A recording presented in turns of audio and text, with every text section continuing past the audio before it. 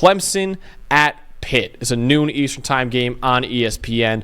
The storyline to know really is, okay, who's going to stay alive in the ACC championship race? Because, listen, Clemson and Pitt, they don't control their own destinies in the ACC, but they're each still alive for a berth in a conference title game. This is actually Clemson's final conference game this year. I believe they play the Citadel, and then they play South Carolina to end the year. So this is the last ACC game for Clemson.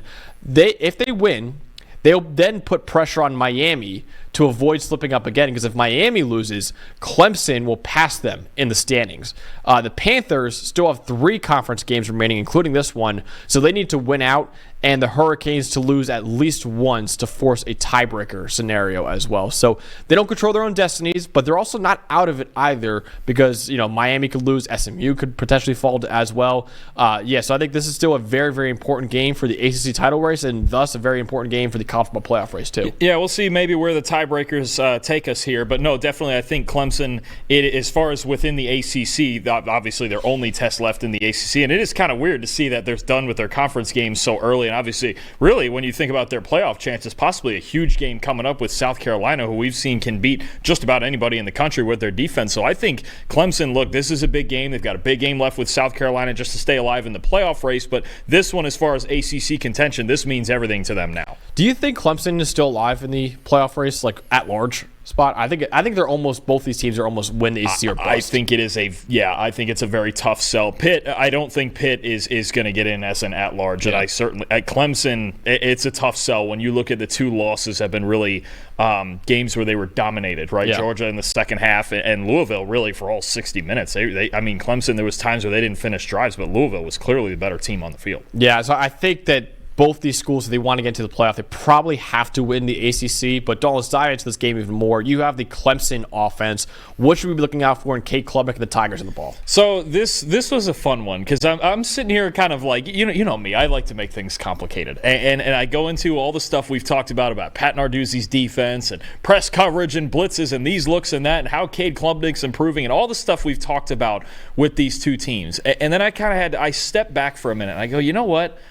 What happened to the Clemson football, the Clemson brand of football, where they just lined up and whooped people's asses? What happened to that, right? I mean, between the defense, you'll talk about in a minute, but why don't they just hand the ball to Phil Maffa till they can't anymore? Because something I noticed watching Pitt's defense is the games where they have struggled, right? I talk about the West Virginia game that they needed a fourth quarter comeback, the Cincinnati game they needed a fourth quarter comeback, the SMU game where they got run all over.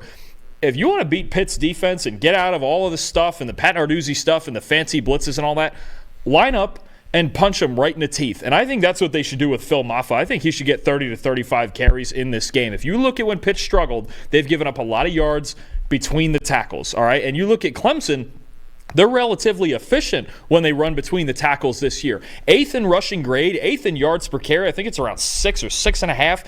6 in EPA per rush, but only 85th in attempts running between the tackles. And Clemson, I don't know when along the line here Clemson became this finesse team where obviously we've seen them throw the ball through the middle of the year, kind of teed off on a lot of lesser opponents. Cade Klubnik built up the numbers. He was top 5 in Heisman odds at one point, but this isn't Clemson football, right? Clemson football is running the football, taking shots off of that, right? And I know they had the glory days of Deshaun Watson and Trevor Lawrence and taking big shots, but they also had the receivers to do that back then. They don't have the receivers for that. Not a single guy on their team has a 70 receiving grade. Not one. That's not what they're built for. And I think they might have kind of fooled themselves into thinking that's what they were built for, with a 5-star quarterback and all these receivers and all this talent. Maybe they will be next year or one day, but if it's me, I'm going to line up against this Pitt team, and I'm going to run Phil Maffa right at him until I can't anymore. And then when I have to take a shot with Klubnik, I'll do it. I think they need to go out and be the more physical team on both sides of the ball, but especially offensively. Look, Maffa, is he the most explosive runner in the country? No. But he's got the 14th most first downs, and he picks up 5-6 yards darn near every carry because he's so physical. I think that's where this starts. I think they need to get back to the basics and hit Pitt right in the mouth early in this game and control the ball and get ahead and make Pitt's quarterback, whoever it is this week, because Eli Holstein's got a health situation. He got hurt last week, and Nate Yarnell finished the game. Whoever it is, I don't really care. I think this is how Clemson needs to approach this game. Be the more physical team. Dawn, so Clemson should run the ball in this game.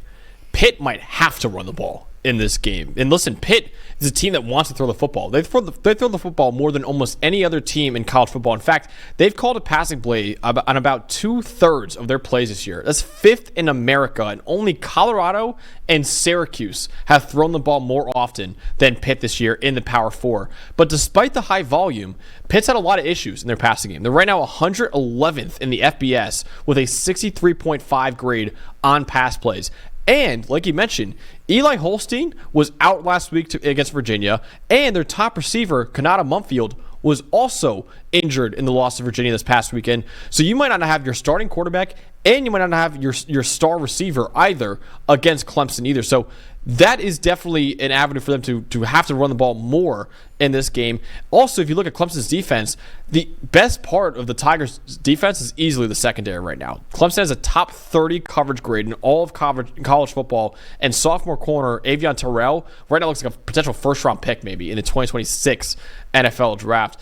But Clemson has more issues up front than we've really ever seen them have before. They're right now 62nd in run defense grade and 80th in pass rushing grade. And, Dalton, two of the Tigers' best defensive linemen, and Peter Woods and DeMonte Capehart, they were out last week against Virginia Tech with injuries, so they might not be able to go either in this game. Now, Pitt has found success when they've run the ball this year, which is not often, but they've found success. They're right now 16th in the country with 6 yards per carry. They're going to need a ground game to probably carry this offense to even help open up the passing game as well, because Pitt runs play action at the 3rd highest rate in the Power 4 at around 43%. So Pitt might have to run the ball a lot more in this game with obviously Eli Holstein injured, Kanata Mumfield injured as well, and also on the other side, Peter Woods and DeMonte Capehart are injured on the defensive line for Clemson. I think Pitt's going to have to run the ball a lot more than they've really wanted to all year. You mentioned Terrell, too, younger brother of A.J. Terrell from the Falcons. Is that right? I mean, he's talented. They've got R.J. Mickens on the back end there as well. No, I think you're right. I think Pitt, their quarterback situation has kind of been the peripherals of some of those numbers have been concerning us for a while now, and they got to 7-0, even working through a little bit of good luck at that spot. But eventually, that luck runs out. You put the ball in danger, it's a problem. And either quarterback, whoever plays, whether it's Holstein or Yarnell, they have to be safer with the football. Because honestly, the biggest play of the Virginia game last week is Virginia scores a touchdown. Okay, they pull within one score, and the very next play, Yarnell throws an interception, and then Virginia scores again.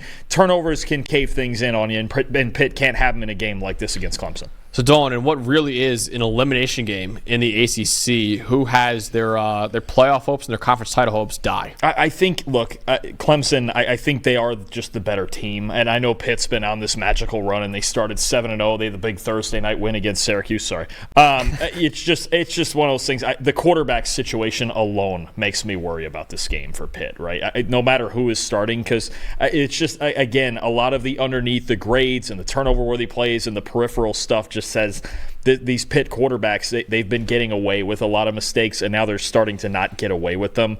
But no, I do think, though, Clemson still needs to come out and run the ball. They need to be the more physical team. You mentioned Pitt's going to maybe have to run the ball. Yeah. I think Clemson should want to run the ball. I think Phil Moffitt is the most consistent player on offense. And then Klubnik, you can take the shots, right? I think we might have jumped the gun thinking, okay, Cade Klubnik has turned a corner here. He's going to throw it downfield. And in the Louisville game, against what was a vulnerable secondary, that was a moment where I go, okay, go out and prove it. And they didn't quite prove that they're actually that explosive passing game against a good team. I do think this is a good secondary that Pitt has. I think Pat Narduzzi, he's got a really good scheme that messes with quarterbacks. But if I'm Clemson, I'm the more physical team. I'm going to take him 31-17. I can't trust Pitt's quarterbacks here, even at home, to get this done. Yeah, I'm totally with you. I have Clemson when it's won 33-20. I just think the Pitt offense is going to struggle to get really anything going in this game, especially with your quarterback injured, your top receiver injured as well, and you're a team that wants to throw the football on most of your plays. That's just not a great sign. Now Pitt's going to have to be,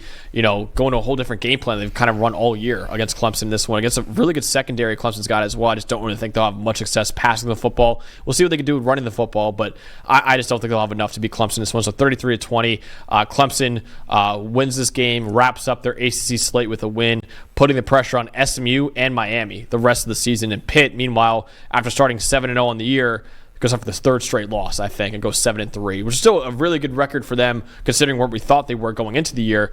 But after, a lot of people thought they'd be a playoff contender, now with 3 straight losses, they probably won't be. So Clemson winning this one. We both have them. I have them 33-20, and Dawn has them 31-17. Hey, thanks for watching another episode of the PFF College Football Show. Please make sure you guys subscribe to the channel. Also, subscribe to PFF Plus at subscribe.pff.com for all of the same data and grades that we use in our show, plus fantasy tools, betting tools, and our mock draft simulator.